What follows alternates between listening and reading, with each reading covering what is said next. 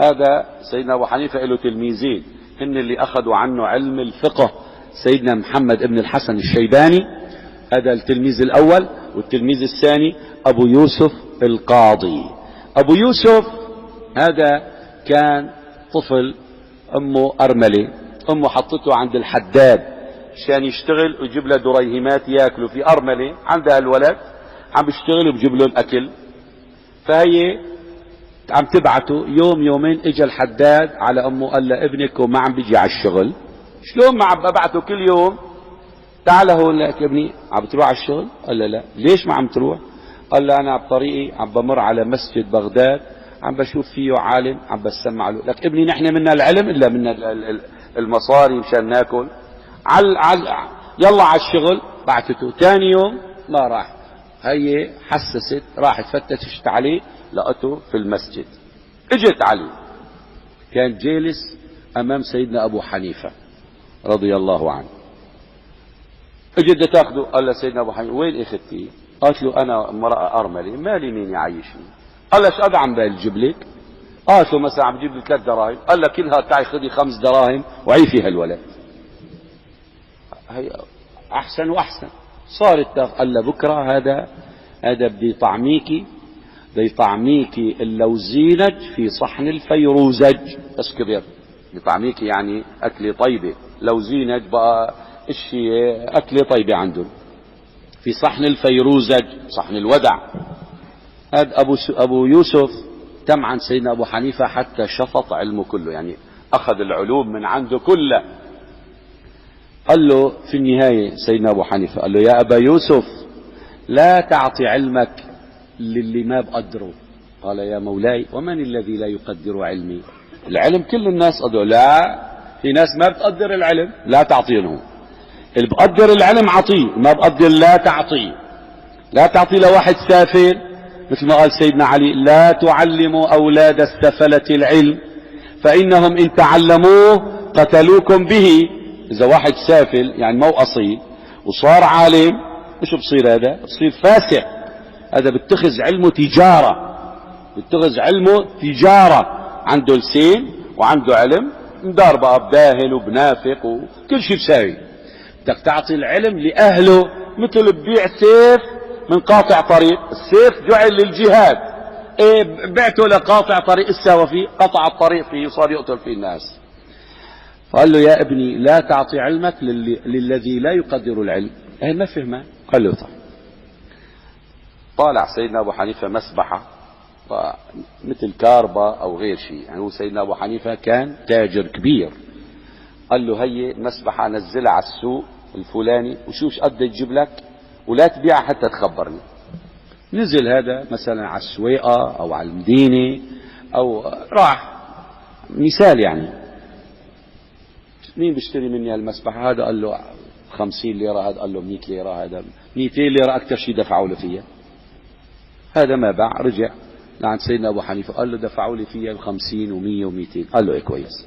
نزلها على سوق الصياغ، نزلها عند الجواهرجية. قال لك يعني طيب هدول ما دفعوا أكثر من 200، هدول ايش بده يدفعوا يعني 300؟ نزلها دخل على سوق الصياغ عند أول قال تشتريها، هو قال له تشتريها، أقبل من هون تاجر ومن هون تاجر، جمعوا عليه. هذا يقول له ب100,000، هذا يقول له 200,000، هذا يقول له 300,000، يعني عطوه مبالغ خيالية بس يبيعها. قال له ببيعها بس أنا بدي أشاور. راح لعند سيدنا أبو حنيفة قال له يا مولاي دفعوا فيها، وصل المبلغ ل 300,000 دينار. هذول 200 درهم، هذول 300,000 دينار، يعني ثروة كبيرة.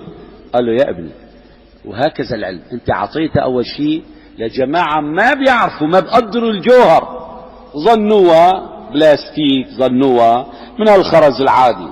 نزلت على سوق الصياغ عرفوا لها قيمة، صار يدفعوا فيها المبالغ الطائلة. وهكذا العلم، روح بيعه. راح باعه، قال له خذ حقق لك، هداه هي حقق. اغتنى من شيخه رضي الله تعالى عنه. طبعا قال له ما بريد كذا، المهم أكد عليه إلا ياخده. إلى أن اجى اليوم صار قاضي القضاة عند هارون الرشيد. هارون الرشيد الخليفة العباسي، حدثت مشكلة بينه وبين السيدة زبيدة زوجته، حلف يمين بالحرام بالطلاق، قال له ما بتباتي في مملكتي ابدا اليوم. مملكته كبيرة، شلون بدها تطلع منها؟ يعني مملكته بتعرف مملكته من حدودها من البحر الابيض المتوسط للصين، وشمالا لسيبيريا، وجنوبا لجنوب افريقيا، هي كلها مملكة هارون الرشيد. وقال له هالليلة حلف عليها بالحرام بالطلاق ما بتباتي بمملكتي، ولا في طيران، ولا لو كانت طيارة اسرع ما يكون ما بتوصل لاخر مملكته. اذا يقع عليها اليمين، يقع عليها الطلاق. بعد ما حلف ندم، شلون بده يساوي؟ والطلاق طلاق والحرام حرام، ما فيه تلاعب. بعت على ابو يوسف قال له وقعت في ورطة. قال له ايش الورطة؟ قال له حلفت بالطلاق على زوجتي انه ما تبات في مملكتي، ومملكتي انت بتعرفها. يوم من الايام شاف سيدنا هارون رشيد، شاف السحابة، قال له امطري حيث شئت فسيأتيني خراجك. يعني وين بتريد امطري بيجي الخراج لعندي، في الصين، في الهند، في السند يجي لعندي. قال له حلفت يمين وبدها ما تبات في مملكتي، شلون نساوي؟ قال له شغله بسيطه، ما بتبات اليوم في مملكتك. قال له ايه مملكتي؟ قال له من بيت في المسجد. قال له المسجد مو مملكتك، بيت في الجامع.